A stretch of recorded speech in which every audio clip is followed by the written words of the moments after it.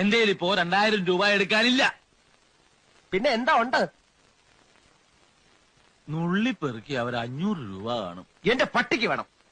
മര്യാദക്ക് 2000 രൂപ എന്റെ കയ്യിൽ എണ്ണി തന്നില്ലെങ്കിൽ അതിന്റെ പ്രത്യാഘാതകം. പ്രത്യാഘാതം മേഘം എന്നുള്ളതിന്റെ ഇയാൾ എന്നെ പഠിപ്പിക്കൊന്നും വേണ്ട. പ്രത്യാഘാതം അത് ഭയങ്കരമായിരിക്കും.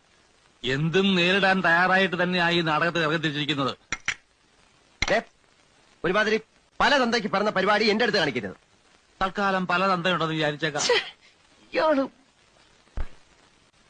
ഞാൻ പോവാന്ന്. അതെ, കുറച്ച് പതുക്കെ പറഞ്ഞാലും കേൾക്കാം. പിന്നെന്താ ഞെട്ടാത്തത്?